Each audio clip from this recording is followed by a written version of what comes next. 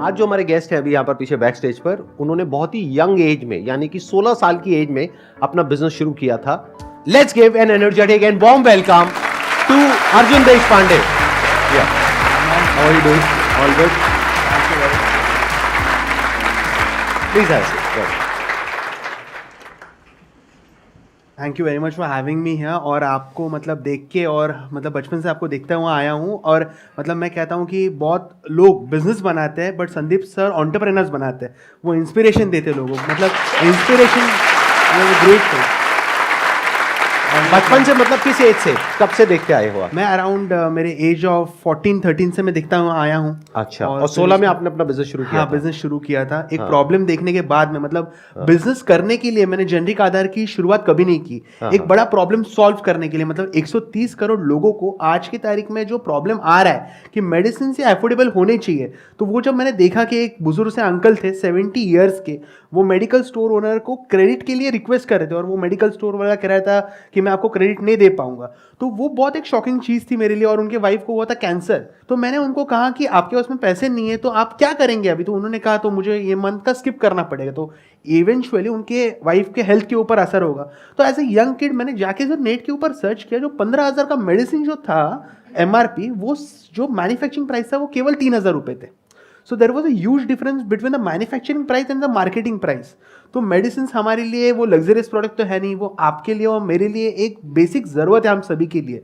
तो और वो हर एक इंडियन को मिलने चाहिए। तो वहाँ से एक सिर्फ दिमाग में सोच आई, और अगर हम लोग को एक बार विचार आता है, एक सोच आती है, तो वो एज एन एंटरप्रेन्योर हमको वो एग्जीक्यूट करना है। आइडियाज तो हम सभी के पास में, but execution one of the important pillar हो गई है। ऑल ओवर इंडिया में कितने स्टोर्स खुल चुके हैं आपके? अभी 2000 प्लस फ्रेंचाइजीज हमारे पूरी इंडिया में स्टोर्स है एक्टिव। और हम लोग मतलब 150 प्लस सिटीज में, मतलब ना कि सर अर्बन एरियाज में बट छोटे छोटे गाँव में हम लोग आज प्रेजेंस बना रहे हैं। जेनरिक मेडिसिन क्या होती है और ब्रांडेड मेडिसिन क्या होती है, उसमें डिफरेंस पता है आप लोगों को? कितनों को पता है? एक बार हाथ ऊपर करो। 90% ऑफ द मेडिसिन हमारे देश में जेनरिक ही है, बट हमारे इंडिया में MNC कंपनीज जो है वो आके उसको ब्रांड कर देते हैं। मतलब 10 रुपीज़ का प्रोडक्ट आज मैं भी वही मैन्युफैक्चर से खरीदता हूँ, बट वो लोग भी 10 रुपीज़ में खरीदते हैं, वो 1000 में बेचता है, मैं वही चीज़ 50 रुपये में बेचता हूँ। So this is the huge difference coming into the market today. And इसके वजह से सीनियर सिटीजन्स, मतलब मैं आज जहाँ जहाँ पर जाता हूँ तो सीनियर सिटीजन जब सर के ऊपर हाथ रख के कहते हैं कि बेटा आपके वजह से हमारा 10,000 का बिल 2,000 का आया, तो एक 20 साल की उम्र में मुझे लगता है that is one of the important pillar what we all youngsters should work on. Excellent point, बहुत बढ़िया। तो जब 16 साल की एज में आपने अपने घर पे बात करी कि मैं ऐसा कुछ करने के बारे में सोच रहा हूँ, तो आपका क्या बिजनेस बैकग्राउंड है, जॉब बैकग्राउंड है? नहीं, मेरे मतलब मम्मी जॉब बैकग्राउंड से आते हैं और पापा भी मतलब उनका टूर्स एंड ट्रैवल्स का बिजनेस था। तो मैंने मतलब जब मैंने वेंचर की शुरुआत मैंने सोचा था कि ये चीज़ मुझे करनी है, तो अक्सर सी बात है कि हम लोग ने मतलब ऐसे यंग एज में ऐसा कुछ किया नहीं होता है कि वो लोग हमारे ऊपर इतना इसीलिए ट्रस्ट करें। तो एक विचार अच्छा था कि मैं ग्राउंड लेवल पर रिसर्च कर रहा था कि अभी तो मैंने प्रॉब्लम देखा कि 130 करोड़ लोगों को मेडिसिन जो है वो अफोर्डेबल रेट्स में चाहिए, बट पहुंचाऊंगा कैसे, कहाँ तक कैसे पहुंचाऊंगी? 130 करोड़ लोगों तक पहुंचना है तो करोड़ों की फंडिंग लगेगी, और मेरे पास में तो पैसे ही नहीं थे क्योंकि एक अकेला सिर्फ एक विचार था मेरे पास में। तब मैंने क्या किया, मैं छोटे छोटे जो मेडिकल स्टोर थे हमारे आसपास के एरिया में, मैं उनके साथ में जाके कनेक्ट करने लगा। अराउंड 100-200 स्टोर्स के ऊपर मैंने विजिट किया, बट बहुत सारे लोग उतना ट्रस्ट नहीं कर रहे थे कि आप मतलब वैसा मैंने कुछ किया है ना। मेरा पहला स्टोर जब एग्रीगेट हुआ, माई फर्स्ट स्टोर, उस रात को मतलब मैंने उनके साथ में एग्रीमेंट साइन किया, और उसके बाद में मैंने जाके मम्मी पापा को बोला कि मैंने पहला स्टोर का एग्रीमेंट साइन करके मैं आया हूँ और कल उसका इनॉग्रेशन है। तो फिर उन्होंने सपोर्ट किया, फिर वहाँ से फिर मम्मी पापा को कन्विंस अच्छा, किया। Very interesting. तो आपने पहले सीधा जा करके अपने घर वालों को नहीं बताया? नहीं बताया। या फादर मदर को कुछ हिंट तो दिया होगा जब आप इन स्टोर ओनर से बात करने गए थे? मैंने नहीं दिया। मैं उनको कहता था कि मतलब मैं मेरा तब क्या बोलते थे, मैं कहाँ जा रहा हूँ? मैं मतलब कॉलेज जा रहा हूँ, 11th-12 मेरा जस्ट 10th हो गया था, 11th-12 चल रहा था मेरा।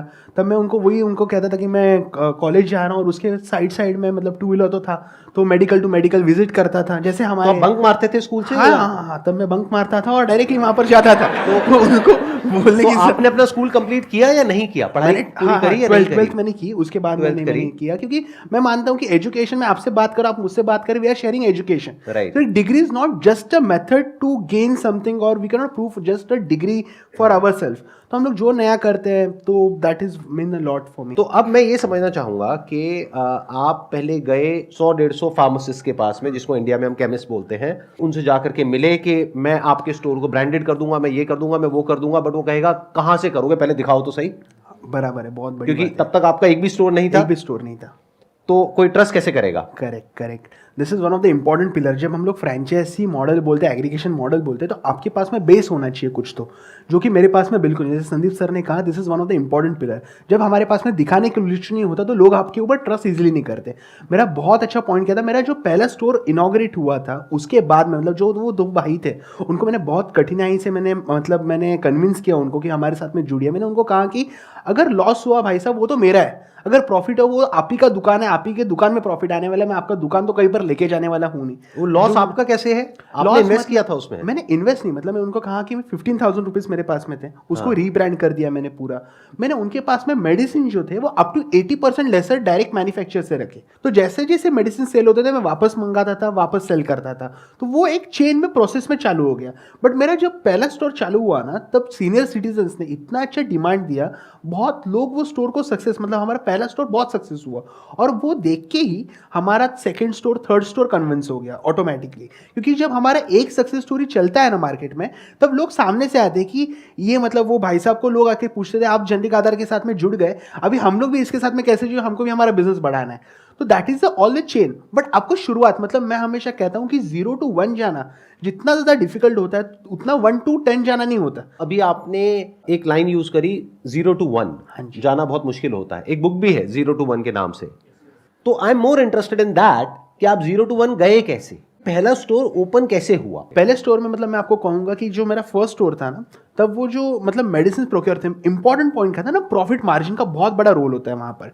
आज की तारीख में जो हमारा छोटा दुकानदार होता है, मेरे लिए बहुत एक यूएसपी, मतलब मैं हमेशा उनके साथ बात करता था, तो यूएसपी क्या थी कि प्रॉफिट मार्जिन, जो छोटा मेडिकल स्टोर वाला है आज की तारीख में उनको सिर्फ 5 to 10% प्रॉफिट मार्जिन मिलता है जब वो एमएनसी कंपनीज के ब्रांडेड जेनरिक मेडिसिन सेल करते हैं, क्योंकि उनको वो एमआरपी पे सेल करना होता है, और वो डिस्ट्रीब्यूटर से उनको अगर 100 रुपीज़ की मेडिसिन है वो उनको 95 रुपीज़ 90 रुपीज़ में आते हैं। मैंने वहाँ पर क्या कर दिया, उनको जेनरिक मेडिसिन में 40% का प्रॉफिट मार्जिन दिया, क्योंकि हम लोग के पास में मिडल मैन तो कोई है नहीं, हमको डायरेक्टली मैन्युफैक्चर से प्रोडक्ट लाने और उनको देना है। तो वो जो मेडिसिन है वो 100 रुपीज़ का एमआरपी था, जिसके ऊपर उनको 95 में परचेस करना था, मैंने वो उनको दे दिया 20 रुपीज़ में, उनको 40 रुपीज़ ऐड करके देने 28 रुपीज़ में, तो उनको लो इन्वेस्टमेंट में हाई प्रॉफिट हो गया। तो उसके वजह से उनका क्या हुआ, इन्वेंट्री मैनेजमेंट बहुत अच्छा हुआ और कम इन्वेस्टमेंट में ज्यादा प्रॉफिट मार्जिन को मिल गया। अब यहाँ पे एक मेरा अगला क्वेश्चन है कि मेडिसिन में एक चीज बहुत इंपॉर्टेंट है कि उसकी क्वालिटी परफेक्ट होनी चाहिए, उसमें कोई कॉम्प्रोमाइज नहीं होना चाहिए किसी तरह का, क्योंकि अगर मेडिसिन इंसान खरीद रहा है तो अपने शौक के लिए नहीं खरीद रहा है बल्कि ठीक होने के लिए खरीद रहा है, तो ठीक होना चाहिए। वो तभी होगा जब एक अच्छी मैन्युफैक्चरिंग फैसिलिटी से वो बन करके आएगा। तो अभी तो आप 16 साल के लड़के हो, अब आप गए उन मैन्युफैक्चरिंग फैसिलिटीज के पास में, आपने बोला कि ऐसे ऐसे हम अपने जेनरिक आधार के नाम से वो मेडिसिन आपसे लेंगे और आगे यहाँ से हम सेल करेंगे। तो अब अगर मैं वो मैन्युफैक्चरिंग फैसिलिटी हूं तो मैं आपको उधार तो दूंगा नहीं। करेक्ट। ये आपने कैसे मैनेज किया? वहां से आपको 1-2 लाख रुपए की, 3 लाख रुपए की इन्वेंट्री तो चाहिए ना, तो वो कहां से आई? वो क्या, किसने पैसा इन्वेस्ट किया?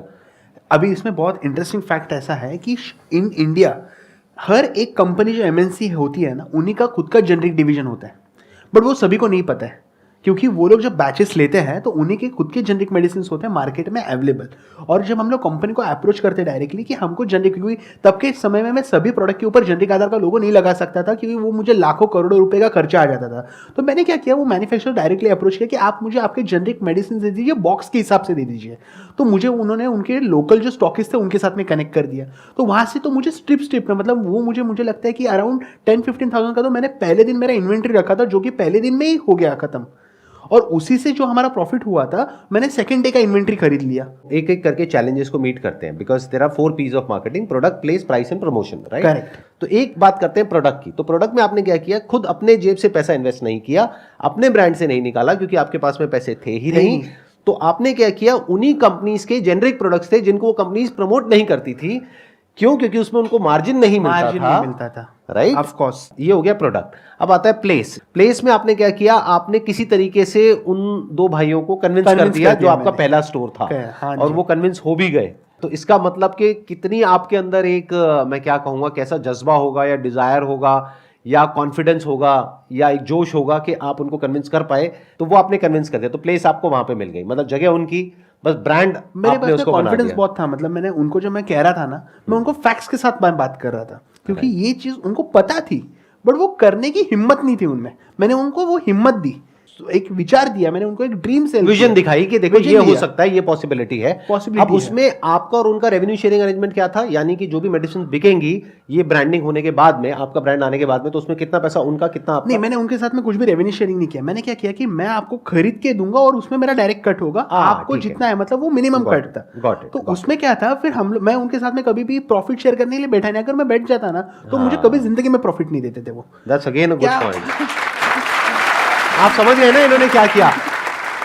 इन्होंने कहा आपको मुझे 1 रुपए भी नहीं देना, मेडिसिन मैं ला करके आपको दूंगा सस्ते में। मान लो 100 रुपए की आप बेच रहे हो, मैं आपको ला करके 20 रुपए में दूंगा, आप उसको 28 रुपए की बेचो। कस्टमर को भी फायदा, हाँ जी, आपको भी फायदा। और मुझे 15 रुपए में मिलती थी वो, और आपको 15 रुपए में मिल गई, तो इनको 5 रुपए मिल गया पीछे से। सिंपल हो गया ना बिजनेस मॉडल, यहां पे हमने क्रैक कर लिया। प्रोडक्ट, प्लेस, प्राइस भी हमारा क्रैक हो गया। प्रमोशन, आपके स्टोर के बाहर लिखते हैं कि आपको 80% अफोर्डेबल मेडिसिन मिलेंगे, तो पूछेगा बहुत तो लोग है ना, बहुत तो लोग क्यूरियोसिटी से आ जाते हैं, राइट, ये क्या चीज है। हाँ, हमको अगर मतलब आप कोई भी चीज देखेंगे यहाँ पर सेल है, मतलब मेडिसिन ये सेल वगैरह नहीं है, इट इज अ नेसेसिटी। तो मैंने क्या लिखा था, मेडिसिन ट्रू प्राइस लिखा था, और उसकी वजह से पहले स्टोर के ऊपर पहले दिन हमारे पास में 25 से 30 लोग आ गए थे पूछने के लिए, और उसमें से कम 10 से 11 लोगों ने प्रोडक्ट भी खरीदे थे पहले दिन पे। तो उससे वो चीज़ हो गई। फिर मैं तो बाहर जा के मार्केटिंग तो करता था, और उससे फिर धीरे धीरे और लोग आने लगे। मैंने पहले मेरा जो स्टोर था तो मैंने हेल्थ कैंप्स लगाए वहाँ पर, फ्री हेल्थ चेकअप्स। तो उसके वजह से डायबिटीज़ होने दीजिए, किडनी होने दीजिए, 4-5 टेस्ट थे जो 1000 रुपये तक के थे, मैंने वो 100 कस्टमर्स को फ्री ऑफ कॉस्ट कर दिए। तो वो 100 कस्टमर्स को जिनको मैंने वो टेस्ट दिए, वो मेरे साथ में मतलब वो लॉन्ग टर्म के लिए जुड़ गए मेरे साथ। तो उसमें तो मेरा 1 रुपये का खर्चा नहीं है। आपको सिर्फ ना पॉइंट्स रहते हैं ऑलरेडी मार्केट में, बट ना एंटरप्रेन्योर मतलब सब चीज़ें ना अलग अलग रहती है। एंटरप्रेन्योरशिप हमको क्या रहती है पता है, आपको सब डॉट्स को ज्वाइन करना आना चाहिए। अगर आपको डॉट आपने ज्वाइन कर दिया, इसका डॉट यहाँ पर, इसका डॉट यहाँ पर, तो आप बिजनेस बना सकते हैं। ये देखिए, पैसा तो आज देश में हर कोई कमाता है, पैसा कमाना बहुत आसान है, बट एक प्रॉब्लम को सॉल्व करना वो बहुत डिफिकल्ट है। Idea that to a big problem which is a genuine problem. हर कोई बिजनेस यही बोलता है कि मैं एक जेन्युइन प्रॉब्लम को सॉल्व कर रहा हूँ। जो बर्गर बेच रहा है वो भी यही बोलता है कि मैं एक जेन्युइन प्रॉब्लम को सॉल्व कर रहा हूँ। राइट, अब वो दुनिया जानती है, अब वो एक्चुअल में असलियत क्या है वो हम सबको पता है कि वो प्रॉब्लम सॉल्व हो रही है, प्रॉब्लम बढ़ रही है। राइट, हाँ। आई मस्ट से इट्स वेरी इंप्रेसिव जिस तरह से रतन टाटा जी ने आपके इसमें इन्वेस्ट किया और आपको सपोर्ट किया, उसके अलावा आपने इन्वेस्टमेंट रेस करी। तो एक स्टैंड पॉइंट से देखा जाए, दुनिया के स्टैंड पॉइंट से, तो you have achieve massive success at a young age because you are just 20 years old. Actual में जो रियल चैलेंज है वो अब आने वाला है आपको। क्यों आने वाला है उसके पीछे रीजन बता देता हूं। अब आप अपने ब्रांड के नाम से मेडिसिन दे रहे हैं, यानी कि जेनरिक आधार के नाम से वो मेडिसिन दे रहे हैं, जो आप पीछे उन्हीं कंपनी से बनवा रहे हैं, उन्हीं मैन्युफैक्चरिंग फैसिलिटीज से बनवा रहे हैं जहां से बड़ी बड़ी कंपनीज बनवाती है। करेक्ट, तो उसी क्वालिटी स्टैंडर्ड्स के अकॉर्डिंग। Right, yes. क्योंकि आपने इन्वेस्टमेंट रेस कर ली है, तो जो इन्वेस्टर्स हैं वो आपके ऊपर प्रेशर क्रिएट करेंगे अपना मार्जिन इंक्रीज करने के लिए। तो अब आप अपने आप को किस तरीके से रोकेंगे, that is a big question. ये बहुत बड़ी बात है। आपने जैसे कहा, मतलब मैंने अगर इन्वेस्टमेंट अगर रेज भी किया है तो वो मैंने सस्टेन होने के लिए नहीं किया है, एक्सपेंड होने के लिए किया है। तो मैंने जो इन्वेस्टर्स, मतलब generic Aadhaar is from the day one, it's a profitable startup, it a profitable company. हम लोग आज तक एक भी रुपया बंद नहीं करते। आजकल हम लोग जो स्टार्टअप बबल देखते हैं तो हर एक कंपनी लॉसेस में है, बहुत सारी कंपनीज, उसके वजह से उनको इन्वेस्टर्स का प्रेशर आता है। बट जेनरिक आधार हम लोग ने क्या किया, बहुत माइन्यूट से इक्विटी दिया, उसमें ज़्यादा इक्विटी हम लोग ने दिया नहीं। इसकी वजह से we are not on the other side that we have to, मतलब वो इन्वेस्टर प्रेशर के ऊपर रहना है। बिकॉज मेरा वो मेंटेलिटी नहीं है कि हम this is a cause we have to solve on. ये प्रॉफिट बढ़ाने के लिए चक्कर में हमको हमारा कॉज नहीं भूल जाना है। यहाँ तक की स्टोरी बहुत अच्छी है। और अभी क्या हो रहा है, अब आपको धीरे धीरे एक्नॉलेजमेंट भी मिल रहा है। अब आप इस प्लेटफॉर्म पे आए, और भी प्लेटफॉर्म्स पे आप जा रहे हैं, और भी लोगों से मिल रहे हैं, धीरे धीरे सोशल मीडिया पे भी आपके बारे में बात हो रही है। तो अब क्या होगा कि जब सक्सेस मिलती है और सक्सेस के साथ में फेम मिलता है, तो धीरे धीरे हमारी जो वैल्यूज़ हैं वो बैक सीट ले लेती है। ऐसा 99% लोगों के साथ मैंने होते हुए देखा है। तो मेरे स्टैंड पॉइंट से अगर देखा जाए तो आपका सबसे बड़ा दुश्मन कोई और नहीं होगा, आप खुद होगे। क्योंकि आपका जो माइंड है उसके अंदर desires, greed, envy, jealousy, anger, frustration सबके अंदर होता है। मेरे अंदर भी, आपके अंदर भी, हम सबके अंदर है। तो जब वो हावी होता है तो इंसान का दिमाग पलटने में 1 सेकंड लगता है। बराबर है। तो वो आज नहीं तो कल पलटेगा। तो आप कैसे रुक पाओगे अपनी वैल्यूज पे? क्योंकि अगर आप अपने ब्रांड से बेच रहे हो तो किसी को नहीं पता कि आपका मार्जिन क्या है। और अपने मार्जिन को बढ़ाना आपके लिए बाएं हाथ का खेल है। तो अब क्या होगा कि फ्यूचर में आप खुद धीरे धीरे आप देखोगे कि आप खुद एक फार्मा कंपनी बनते चले जाओगे। एक थॉट से, एक आइडिया से एक शुरुआत हुई थी। तो इसको प्रोटेक्ट करने के लिए what we need is, we need a very strong commitment from your side. If you're not ready to give that kind of a commitment, that's absolutely fine, that's your call, but I'm putting you in a hard spot कि अगर इस platform पर आप एक commitment दे सको तो ये problem हमेशा के लिए सॉल्व हो जाएगी और लोगों की। यानी कि एक मेडिसिन का प्राइस होता है X, जितने में वो मार्केट में बिक रही है, उसको हम बोल सकते हैं एवरेज प्राइस। क्या ये आप कमिटमेंट दे सकते हो पब्लिक प्लेटफॉर्म पर लोगों को कि हम ये जो average price of branded medicine है उससे इतना % तो ऑफ होगा ही होगा? कमिटमेंट अभी भी मैं देता हूं और ऑलरेडी मैंने दे चुकी है 50% टू 50% के नीचे, 49% भी नहीं, 50% के नीचे ही हम लोग डिस्काउंट तो फिक्स देने ही वाले हैं, 50 टू 80। और मैं आपको कहता हूँ 70% मेडिसिन ऐसे जिसमें हम लोग 80% डिस्काउंट देते ही देते हैं। तो आपने जैसे कहा कमिटमेंट, तो वो तो डेफिनेटली 50% तो हम लोग देंगे ही देंगे। मतलब 100 रुपये का चीज़ है मार्केट में, वो हम लोग 50 रुपये में देंगे, मतलब देंगे। और वो अगर हम लोग है तो 20 रुपये तक देंगे हम लोग। So that is 100% for sure from my side. Excellent point जी। You need guts to say that. और मैंने ये क्यों किया मैं आपको बता देता हूँ, क्योंकि जो आप काम कर रहे हो ना, that's like a dual edged sword. क्योंकि आप एक बहुत बड़ी प्रॉब्लम को सॉल्व कर रहे हो इस वक्त। मतलब आप खुद क्या कर रहे हो वो अभी आप खुद भी नहीं जानते हो कि ये कितने बड़े लेवल पे कितने लोगों का भला हो सकता है इसकी वजह से। सो आई वांटेड कि मैं ऐसा कुछ करूं कि आपके ऊपर एक जिंदगी भर के लिए एक प्रेशर क्रिएट हो जाए कि अब मैं 50% एक तरह से लक्ष्मण रेखा हो गई कि इसको हम लांग नहीं सकते, नहीं तो जनता छोड़ेगी नहीं ना। हाँ, तो ये जरूरी है, क्योंकि क्या होता है, नहीं तो ये जो ग्रीड है ना, ये एक बार शुरू हो जाए ना खेल, एक बार, तो वो कैसे स्नोबॉल इफेक्ट बनता है कोई सपने में भी नहीं सोच सकता। आप लोग अगर अपने माइंड में कभी झांक करके देखेंगे ना, आई एम नॉट श्योर आप में से कितने रेगुलरली मेडिटेशन करते हैं या नहीं करते हैं, बट अगर कभी आप झांक करके देखेंगे अपने माइंड में, ऐसी ऐसी चीजें आपको दिख जाएंगी, ऐसा ऐसा कुछ दिख जाएगा कि ये कह लो जो पूरी जो ह्यूमैनिटी है उसका जो माइंड का स्ट्रक्चर है, माइंड की जो प्रॉब्लम्स वो आपको सब यहाँ पे नजर आ जाएगी। Greed, envy, jealousy, anger, frustration, depression, anxiety, सब कुछ नजर आएगा। तो है सबके अंदर, लेकिन क्या रोकता है हमको वो गलत काम करने से? वो है जब हम पब्लिक में आकर के कुछ बोल देते हैं, वो हमको रोक सकता है। कुछ ऐसा बोल देना होगा, कुछ ऐसा कर देना होगा कि आप उससे पीछे ना हट सको। वही आज यहां पर हुआ है, जो इन्होंने बोल दिया है कि 50% टू 80% तो रहेगा ही। मतलब मिनिमम एक बेंचमार्क आ गया, 50% तो रहेगा ही। क्योंकि जिस दिन जेनरिक आधार के मान लो 10,000, 20,000, 50,000 स्टोर्स खुल गए पूरे इंडिया में, गली गली में दिख रहा है, और प्लस इनका खुद का एक इतना बड़ा ब्रांड बन गया, तो ये खुद एक फार्मा कंपनी से कम नहीं है as far as turnover is concern. इनकी टर्नओवर भी 10,000 करोड़, 20,000 करोड़ पहुंचने में टाइम थोड़ी ना लगेगा। तब ये अपने आप में एक बहुत बड़ी एक monopoly kind of a situation create कर देंगे, जहां पर के लोग ट्रस्ट करेंगे जेनरिक आधार के ऊपर। अब अगर उस वक्त इन्होंने अपने मार्जिन बढ़ाने शुरू कर दिए, ये पॉडकास्ट देखूंगा वापस, तो ये पॉडकास्ट आपको काम आएगा। तो पॉडकास्ट और एक चीज, मतलब मैं फैक्ट ये आपको 5 साल बाद रोकेगा, 10 साल बाद, 20 साल बाद रोकेगा। और मतलब ये चीज आपसे बहुत सीखने जैसे, मैं मतलब संदीप सर के बाद सभी को पता है, मतलब वो YouTube इतना अच्छा बड़ा चैनल तो भी मॉनिटर कुछ नहीं करते वो चीज़ को। मतलब सब है उनके पास में आज की तारीख में, बट वो चीज़ को उन्होंने, मतलब ये हमको उनसे सीखना चाहिए। मतलब हमारे पास में जब सब होता है, फेम होता है, सब कुछ होता है, बट वो हम लोग अगर वो चीज़ बिजनेस नहीं कर रहे हैं, उसका मतलब उससे ज़्यादा बड़ी चीज़ कुछ नहीं हो सकती इनके जैसे। तो hats off to you for that.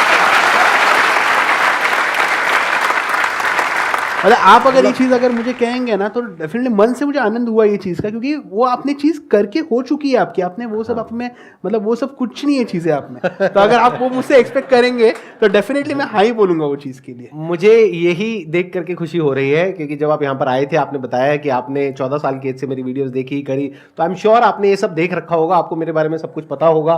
तो आई वॉन्टेड कि जब आप इतने मैसिव लेवल पे कुछ करने वाले हो, that too in the social entrepreneurship category. एक होता है नॉर्मल एंटरप्रेन्योरशिप, एक होती है सोशल एंटरप्रेन्योरशिप। सोशल एंटरप्रेन्योरशिप का मतलब ये नहीं होता चैरिटी, मतलब होता है कि ये अपना पैसा भी कमाएंगे, लेकिन उस ग्रीड को अपने ऊपर हावी नहीं होने देंगे। वो जो कॉज है, यानी जो सोसाइटी का भला है, वो हमेशा फ्रंट में रहेगा, और जो प्रॉफिट है वो सेकेंडरी रहेगा। That is the idea. क्योंकि प्रॉफिट नहीं होगा तो ऑपरेट कैसे करेंगे, सस्टेन कैसे करेंगे? जैसे मैं ये जो काम कर रहा हूं, मैंने अपने लिए बड़े अच्छे से प्लान करके, जिसको फाइनेंशियल प्लानिंग बोलते हैं, एक स्ट्रक्चर बनाया हुआ है कि मुझे किसी तरह की कोई प्रॉब्लम नहीं है और होपफुली अगले 50 साल तक भी नहीं आने वाली है। मैंने इस तरीके से प्लानिंग कर रखी है, तो मुझे किसी के आगे हाथ नहीं फैलाना पड़ेगा कभी भी। करेक्ट। इस काम के लिए the problem with this work that I am doing is कि the moment I ask someone, चाहे वो ऑडियंस हो, चाहे वो कोई इंसान हो या कोई ऑर्गेनाइजेशन हो, उससे मैं बोलता हूं कि भाई मुझे पैसा दे दो ये काम करने के लिए, बराबर, तो उनकी शर्तें आ जाएंगी। शर्तें आ जाएंगी। वो कहेंगे कि ठीक है हम देते हैं आपको 10 करोड़ रुपए, 20 करोड़ रुपए, बट अब आपको ये करना पड़ेगा, अब ये इलायची बेचनी पड़ेगी। तो इलायची मैं खाता ही नहीं, मैं इलायची क्यों बेचूं? I don't like elaichi. Thank you so much for coming, it was pleasure meeting you, pleasure talking to you, wish you all the best. आप बहुत अच्छा काम कर रहे हो, I must say that, and keep doing it. Big round of applause for him.